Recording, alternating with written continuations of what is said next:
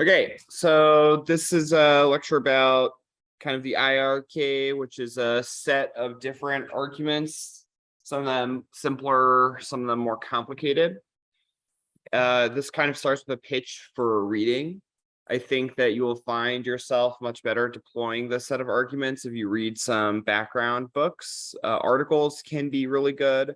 They're usually easier to digest. I think that they're also super easy to find because many camps, including this one and the Georgetown camp, produced files for this critique, and you could go back and read articles. This is also really useful for camp files. A lot of times students cut the cards and not the lab leaders, and the quality leaves a bit to be desired because sometimes the people cutting the cards, it might be their first, their first K. In terms of books, I really think that the Robert Vitalis book is a great place to start. So it's like White World Ordering, Black Power Politics. That's kind of the foundation of the Howard School. Paul Gilroy wrote a book about the Black Atlantic, which I think is very good. And the one I am reading right now, which you heard a sample from in the demo debate, was this book called Global Race War by something Barder, Barder. But that book makes a set of arguments about how international relations theory exists to serve and fuel white supremacy. So what is IR? It's scientific study of interactions between sovereign states. It examines all activities between those states, such as war, diplomacy, trade, and foreign policy, as well as relations with and among other international actors, such as international governmental organizations, international non-governmental organizations, legal bodies, and corporations. The origins of Western IR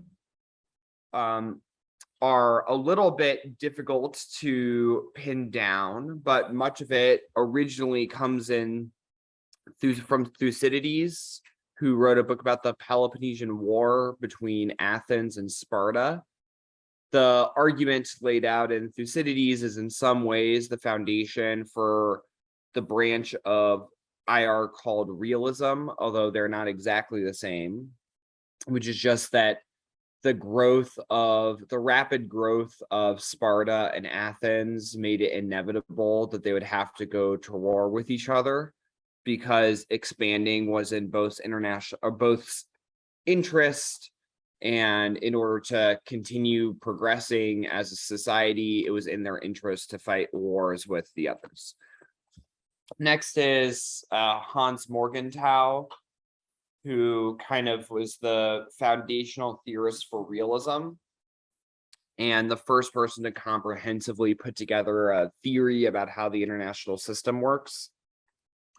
This theory forms the basis for much of your criticism if you're going for an IRK, because it postulates that the world is inherently anarchic and that anarchy is the ultimate law of the international system. There's no sort of global unifying police force.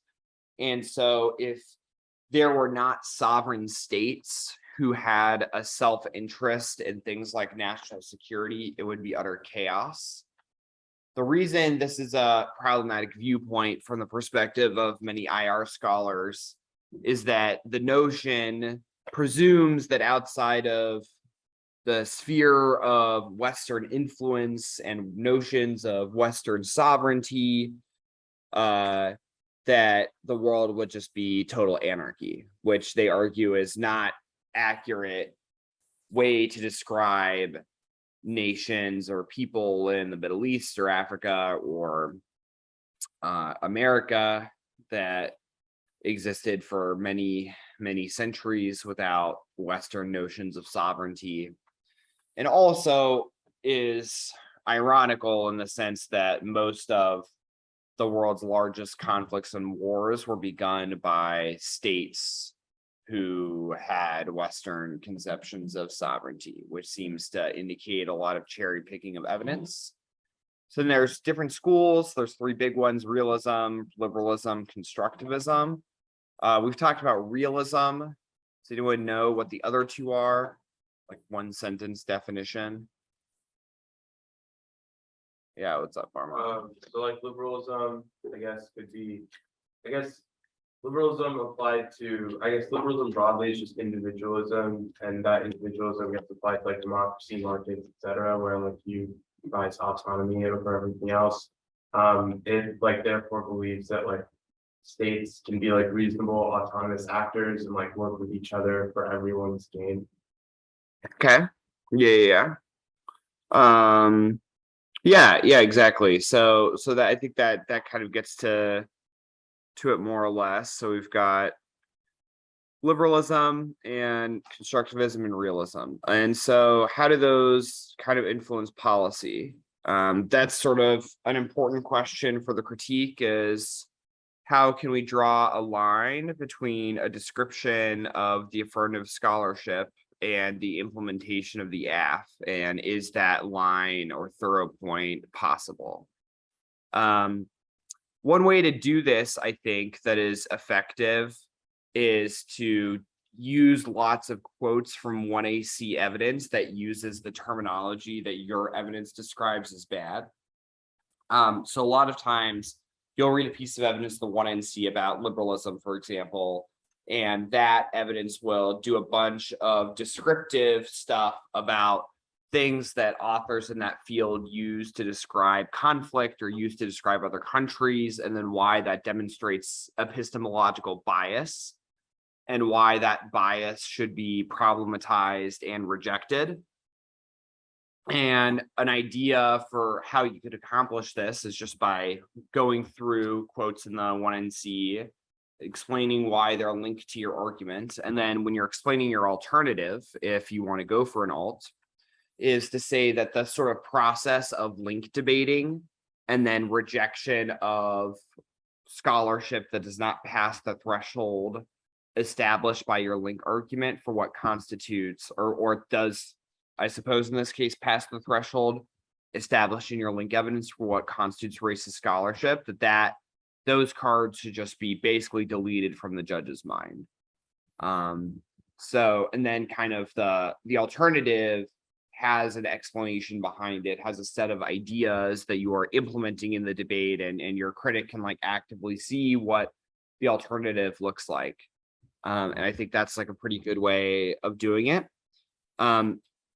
The other is just being able to give lots of historical examples in the context of the 1AC. So for NATO, I would, if I were going for this critique, learn as much as I could about every major NATO intervention, and then even some of the minor ones. So instances where NATO used its power to coerce other countries, or used its power to establish a no-fly zone or a sanctions regime, because you could almost always mirror the affirmative's action to either something that was directly an example of NATO imperialism or something that was a precursor to NATO's imperialism. And you know, kind of like, I think in the demo debate, for example, when I was going for this argument or something very similar to this argument, that was something that we were attempting to do in the block. So next thing, next thing is in terms of structure, big push for modules.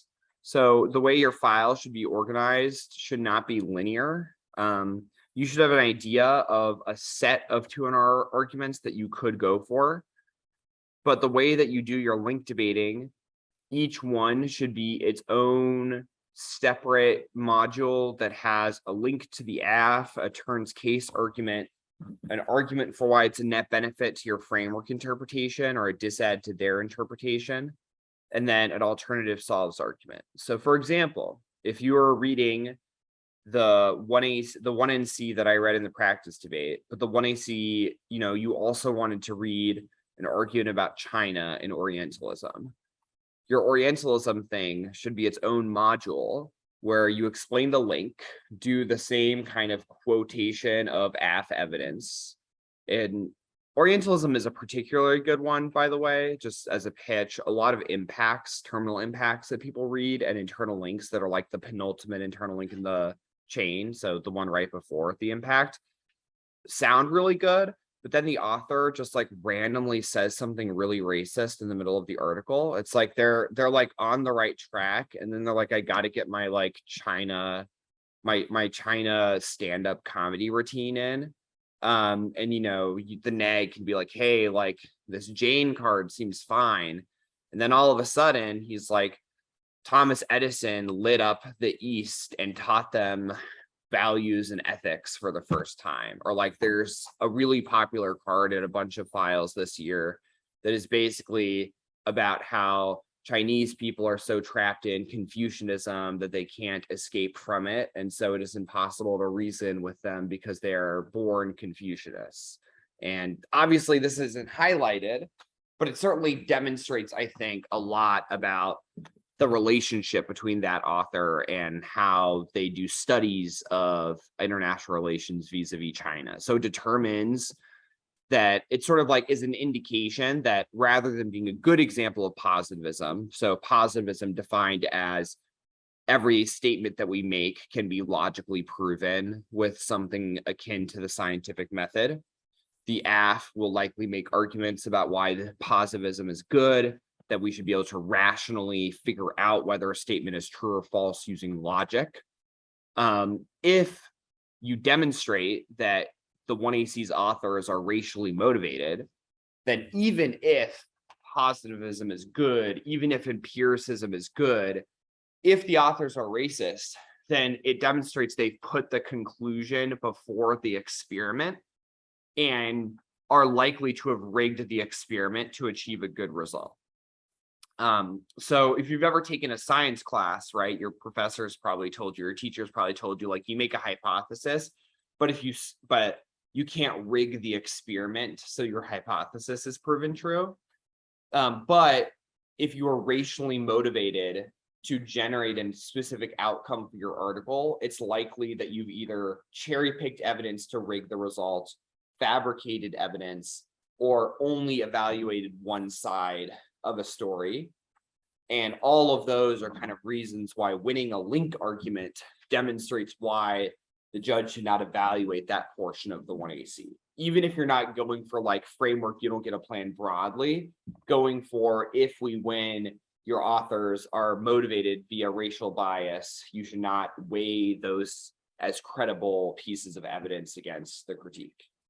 But anyways, back to my example, you'd have a link, quotes, a turns case argument, and then either or both an argument for why it's a DA to their model of debate, if you're going for framework, or why the alternative solves the link to the K.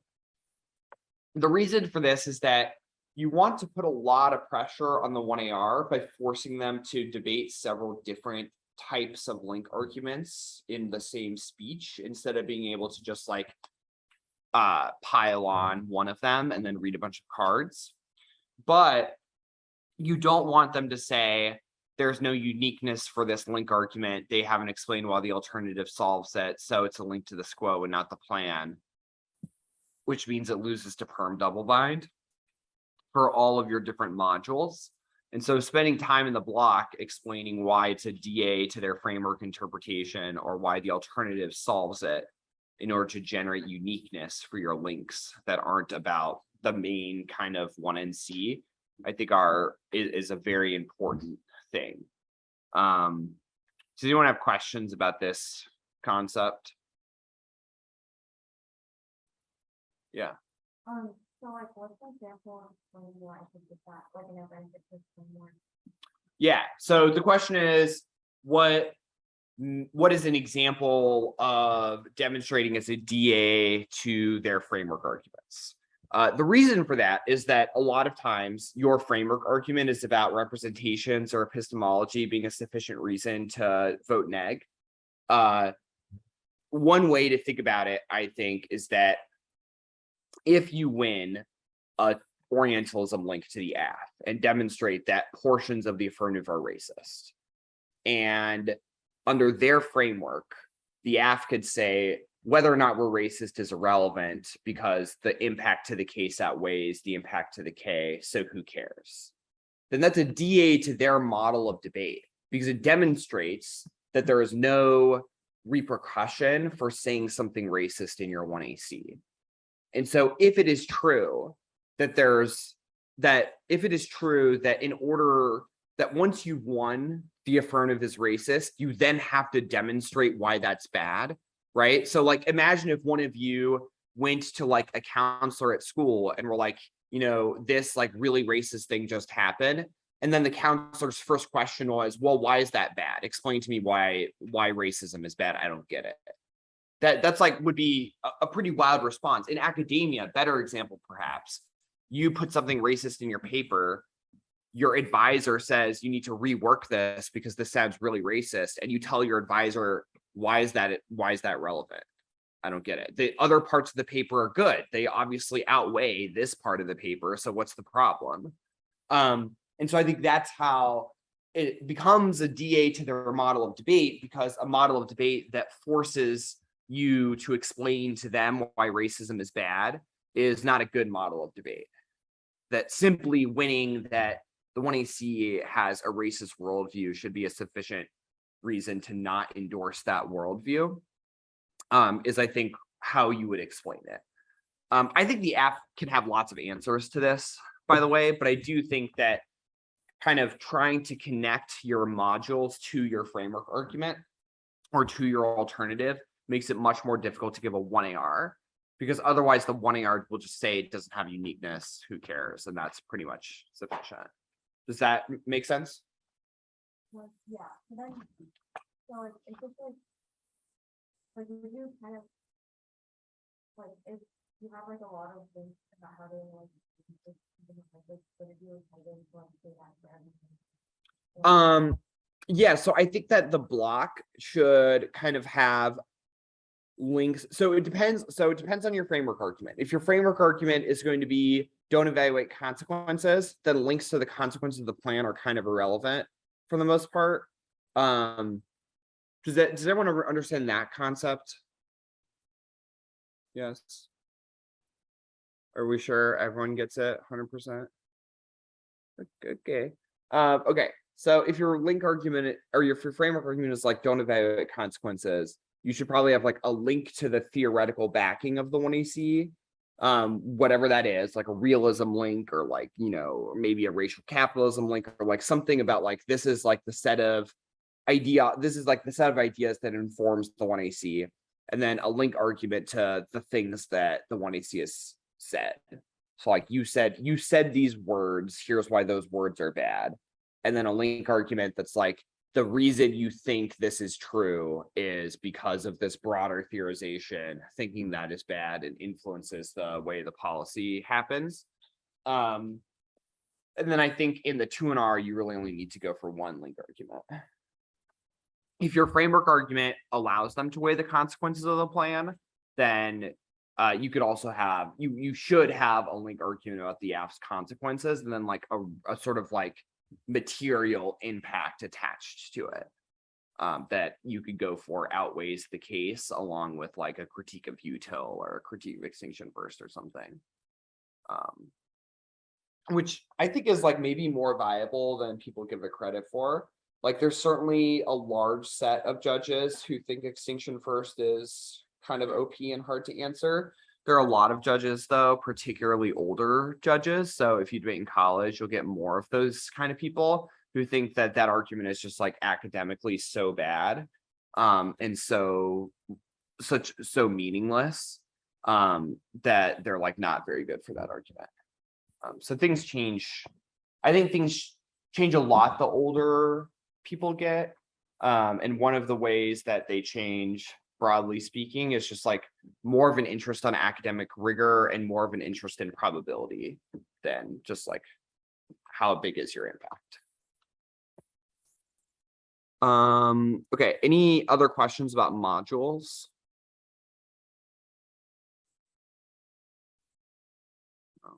Okay, Oh, yeah, sorry, I have a quick question. Yeah. How do you like determine which critique that your like module like vibes with? For example, the techno-orientalism stuff, or even just like the stuff about realism being racist. Do you think that would fit within like a Virilio K, or do you think you would have to have like a K that has a framework in there without like? I think that the easier way to do that would be to have Virilio be an internal link turned to the AF on case that fits in under your broader framework argument about IR.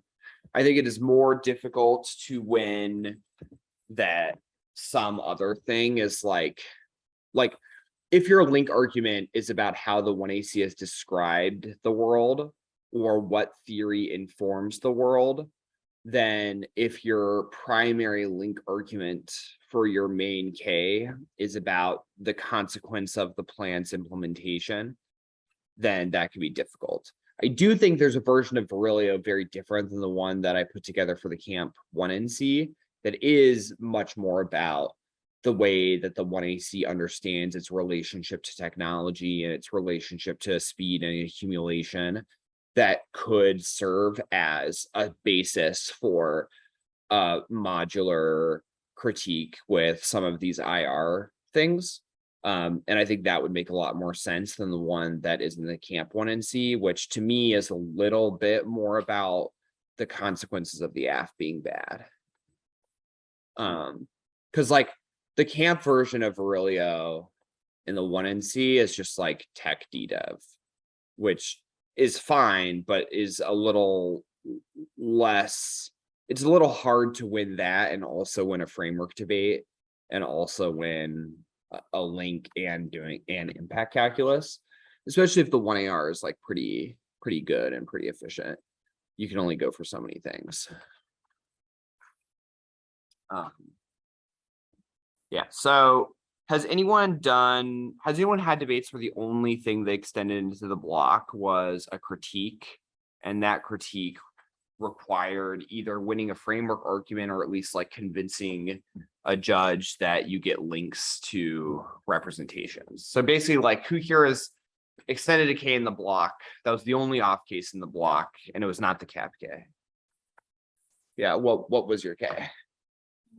Okay, great. Yeah, set call. That's also, I mean, it's not an IRK in the sense that it's much bigger than that, but I think there's obviously tons of overlap. You could have an IRK that is entirely about settler colonialism and it would make a ton of sense. So what do you think when you are extending one off set call, what is your decision-making process for which links you extend in the 2NR?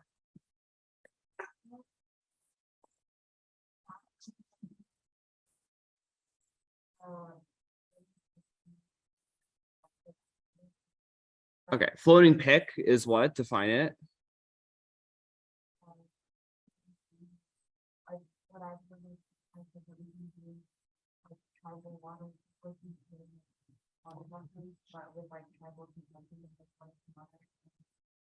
There's like including the app, but with different, with the people. Yeah, so it's when you steal the AF with a counter plan that doesn't have a text. Right. Yes. Okay. Right. And that determines, so they drop the floating pick. Okay. They like drop that. Okay. Great. Anyone else? Yeah, Armand, what happened? Yeah, I was like, it was the tie and the link argument was like calculability is like violence, and the 2NR was gonna be extinction inevitable and value to life. And one of the links relied on winning the like calculability should be rejected as a D rule. But it wasn't the link that we went for. Okay. What is the link you went for? It was basically, well, it was kind of that like argument, but it was about how like an instance of calculation in the 1AC means you should reject it because calculability like reduces our value to life. And since extinction is inevitable, that should be like you should prioritize value to life. Okay, that makes sense. Very cool.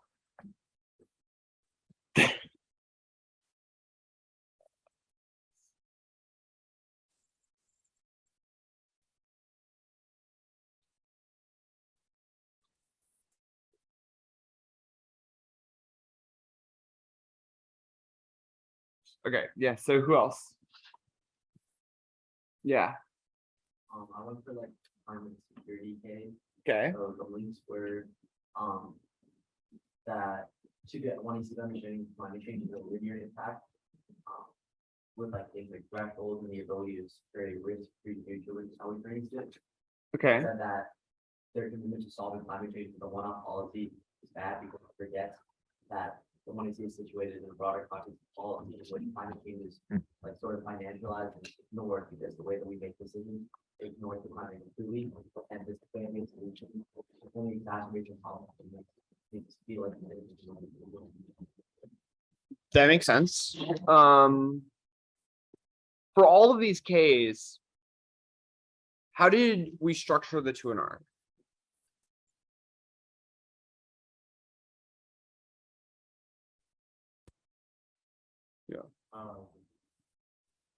Like links at the top, then framework. Why? So why structure it like links at the top then framework? I just thought the link overview and like impacts was gonna be like a persuasive argument that I could like front load. And like framework was a little more technical, so I didn't want that to be what the 2R started with. Interesting. So I think generally for this like IRK business, link overviews or link walls are very seductive because when you write them out, you think they're like absolute fire, unanswerable. They sound so good. You've used so many big words, but they're really hard to flow. They're so hard to flow. And so when you're extending links on the IRK, if you do, insofar as you do have modules for link extensions, they should have a lot of space built in for specific things that the app has said, quotes that the app has made. And, you know, I just think it's generally very important to, make sure that you're flowable. And also like, I think that for the 2 and R, in terms of organizing things in what matters and what doesn't matter,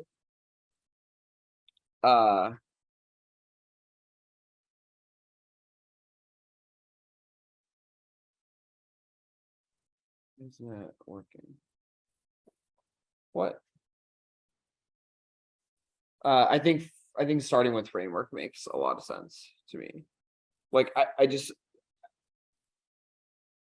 these link arguments about calculability, how do you win them without winning a framework argument? Yeah, that's true. It would have to be like an argument about how our case debating implicates their like solvency and the link it like proves the link, but it's like harder. Yeah, definitely.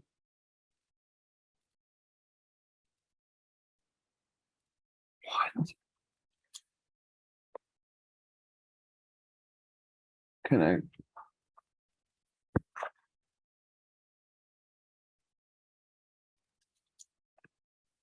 Google is located here. It's plugged in.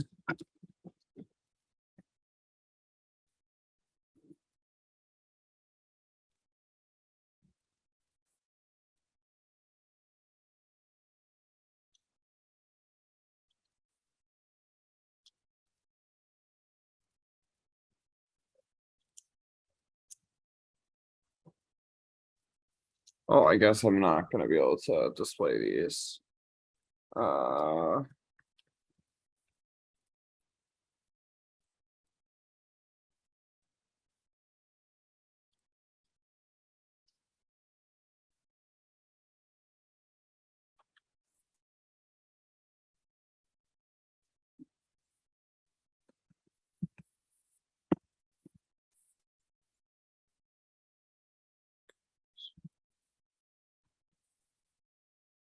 Okay, well, I guess while I'm doing this, we could talk about alternative stuff.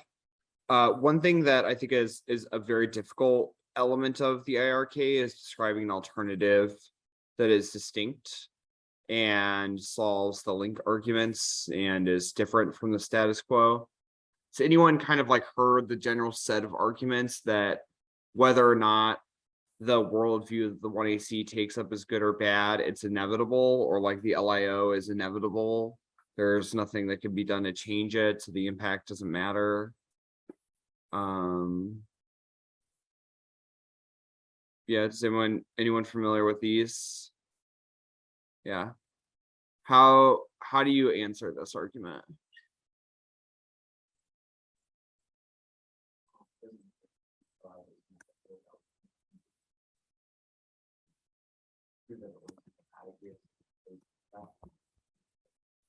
Okay, cool. Like that's kind of like what that's one definitely good way of doing it. Okay, what else? That by the way, this is a good idea. Requires you're winning the framework debate to execute because it presumes you're winning a framework argument that explains why you don't need to win an alternative. So if you are winning a framework debate, and the implication of the framework debate is you don't have to solve any of your link arguments, you just have to say no to the AF, you're probably already winning. So that's just like something to like kind of keep in mind for answering this argument. Is a way to think about strategy for these debates is like, what arguments do I make in the 2NR if I think I'm a head-on framework? And what arguments do I make in the 2NR if I'm not going for framework because I'm not a head-on framework, because they are, everything's win condition changes dramatically.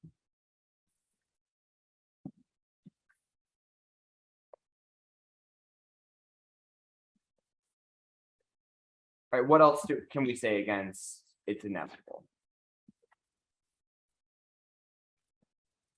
Yeah. The alt provides like alternative world, so like certain existing alternatives to like the LIO, and I guess like how would you like, because I would say like you don't need to win that like there's a reasonable transition to all the different like a good like desirable. Yeah, that's a good idea. Yeah. So, like, So that also to some extent requires a framework argument.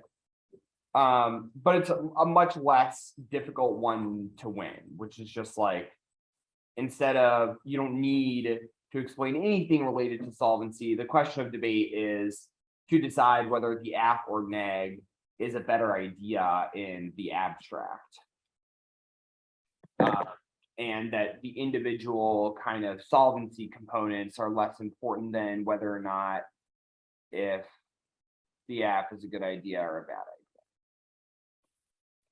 or whether the alt is a good idea or a bad idea. It's sort of more reciprocal and kind of more fair, just because it is possible for the app to have disadds to the next model or the next thinking of IR. What are some alternatives to Western international relations theory?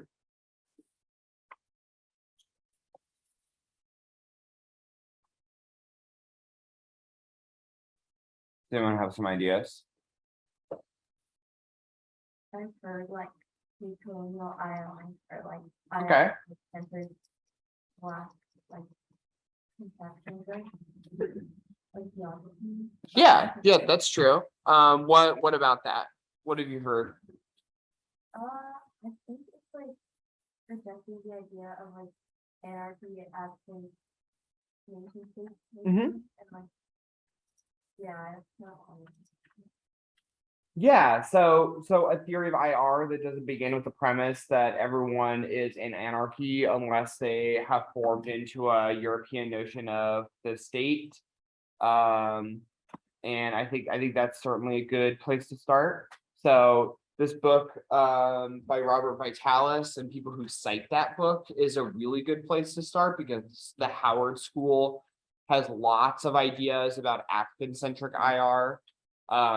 There's an author named Errol Henderson who writes about different African theories of international relations, like Chimera, Kawaida, some other things that are all interesting.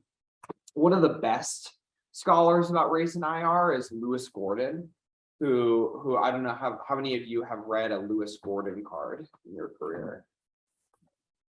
Is that right about legalism? Huh? Is he right about legalism as well? So to some extent, yeah. Thank you.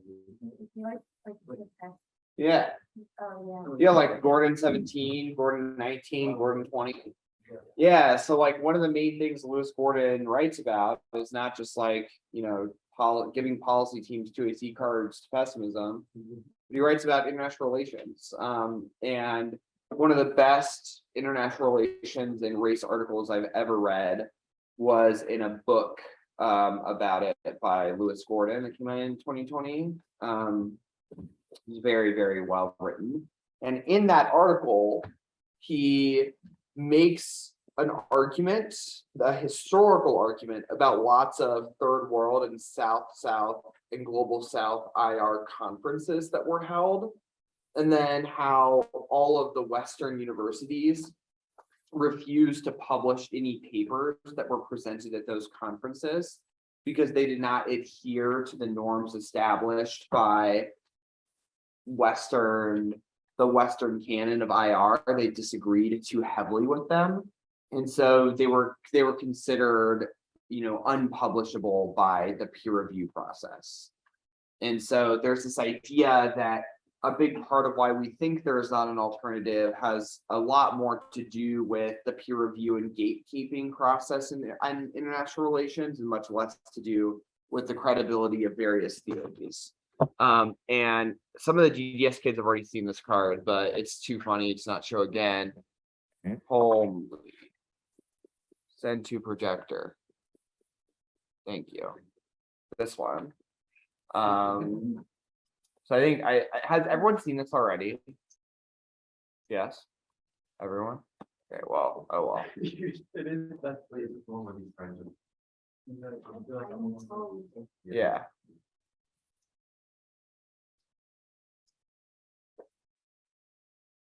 You.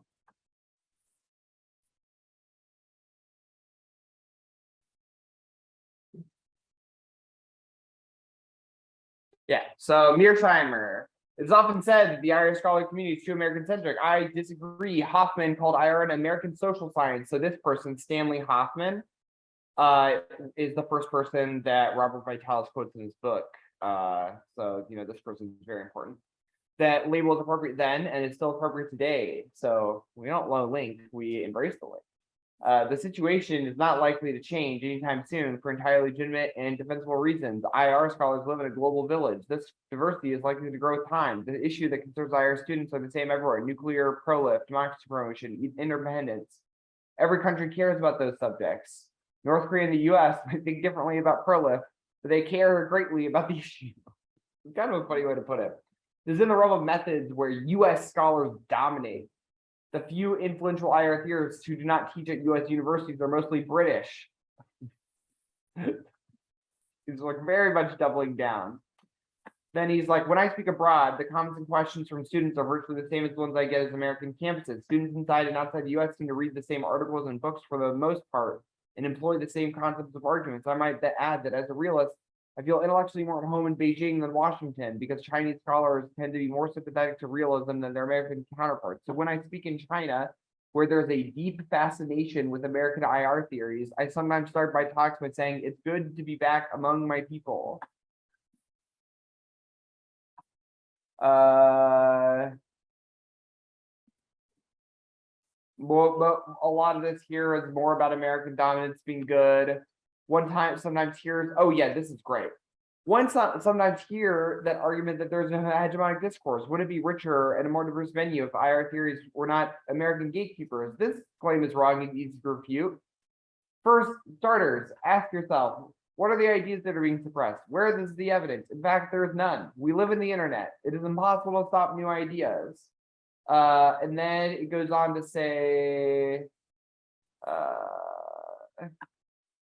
where is the like?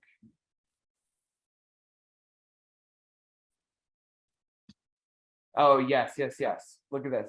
His then is no link to, he does have a no link to It's Just American, and his no link is this.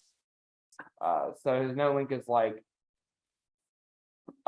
Germans also have a lot of influence on IR, so no link to Eurocentrism. Non-American Irish scholars who became leading theorists will stand on the shoulders of American academics. This is the way scholarship advances. Right. So this is probably the most important scholar in the world for realism. There's no more well-published and well-respected author in this field. And this is how this person feels about the IRK. What do you think that means? What is the implication of this? Yeah. If other scholars are looking up to him, then it probably means they're using like the same assumptions. Great. Yes, absolutely.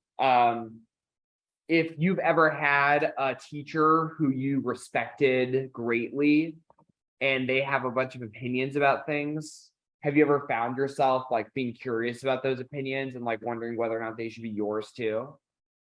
Right, exactly. It like has a huge amount of influence. And if that teacher is like, you know, a psychopath, then, you know, that maybe that's gonna shape your opinions in a way that is bad.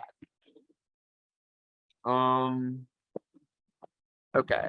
Yeah, so what else? What else can we infer from this card?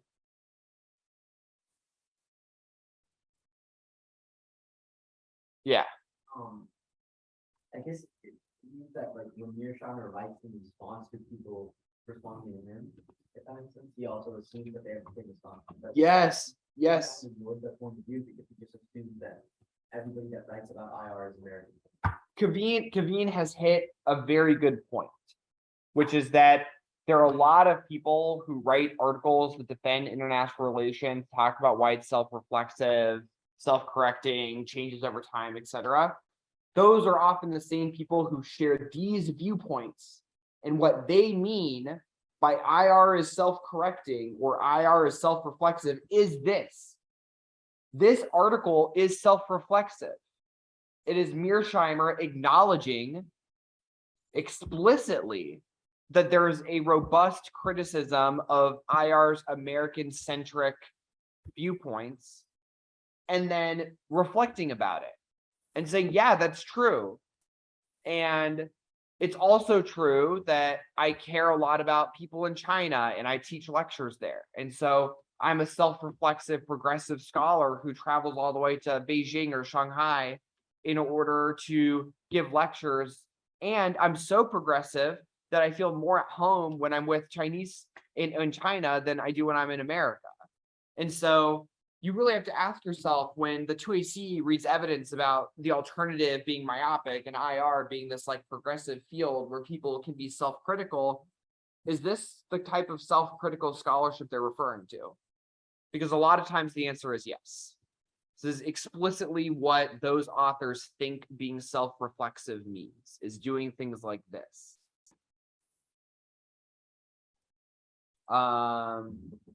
Yeah, this is, so then this next card, this oh, this one is long. It's already 10:50. I don't know if we have time for this. This, I think I would recommend reading this article, by the way. If you want to go for this K and you want it to be about liberalism, realism, constructivism, like IR broadly, this is one of the best articles I've ever read. But there are books that are much better, like the Vitalis book is better than this article, but if you don't have time for a whole book, I would read this one. And even if you don't care about this K, you're gonna have to defend NATO.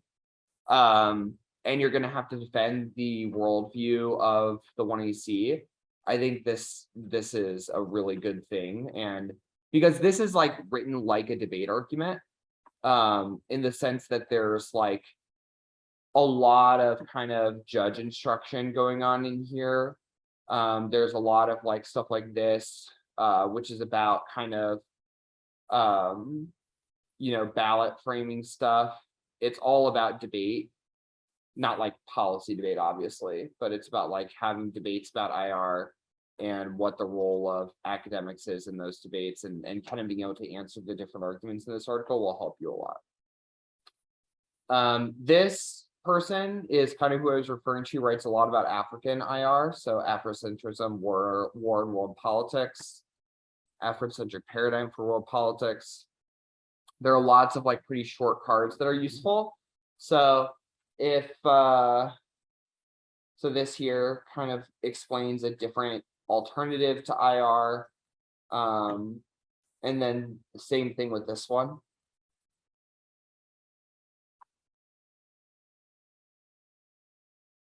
Yeah. Okay, so there's only probably 5 more minutes, and then you all have to go to your 11 o'clock electives. For the next 5 minutes, what questions do you have for me about this argument? Yeah, Nora. Can you explain like what like Western conceptions of sovereignty are, or like in the alt like is this all, like, Yeah. I will right now. So Western conceptions of sovereignty come and stem, at least in modern day, from the Enlightenment. We can trace them all the way back to the Greek conception of the polis, but I will save you an esoteric rant about the classics for today and just talk about the thing that matters more, which is that government is structured around a social contract. So the social contract is when people give up rights to the state in exchange for the protection of other rights. So you give up rights when you agree to be taxed. You give up rights when you agree to stop when the police officer hails you. You give up rights when you agree to not, murder someone, right? That's like not a right. You do not have the ability to do that. And in exchange, the state will protect your rights. They'll protect your security, your safety, your national interests. They'll have an education system, a financial system. They'll ensure that, banks don't do things that are corrupt, whatever else it is. And that is kind of like the way that sovereignty operates. So the first person to really theorize this, the first 2 big scholars are Thomas Hobbes and John Locke, who you probably are pretty familiar with from American or from European history classes, I would imagine. But if someone were to ask me what are the origins of European sovereignty, I would make a reference to Greece, but kind of start with Locke and Hobbes and the social contract as the basis for government. Does that make sense? yeah, so like what's the alt, like what is the like, why is that like The alt does not imagine a different form of government. The alternative instead problematizes the idea that anything that is not that model is anarchy and barbarians, because that is what sort of like creates the conditions for colonial, coercive, and imperial relationships. So, for example, if you ever listen to the way people talk about rogue states or talk about non-state organizations, it's usually with a sort of disdain and a notion of those countries being culturally inferior because they are not Western democracies, that they're sort of backwards. Trump obviously used a lot of this sort of rhetoric when describing immigration and the countries they came from. So even in kind of like mainstream parlance, this type of thing is pretty common.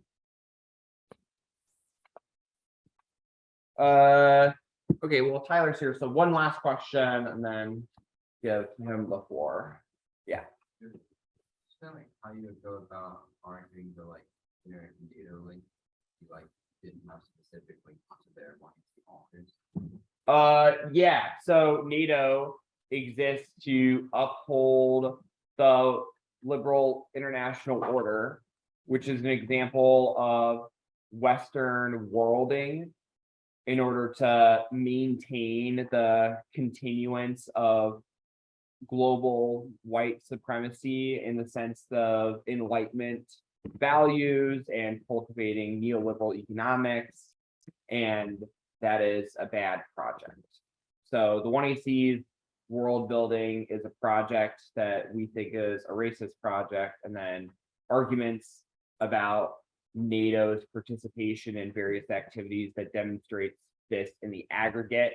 The AF will always have counterexamples, which is why kind of either a framework argument or an argument about why demonstrating specific instances where an intervention or sort of like policy was good is actually a bad way of looking at things, because that becomes a pretextual justification for the existence of the alliance in the first place.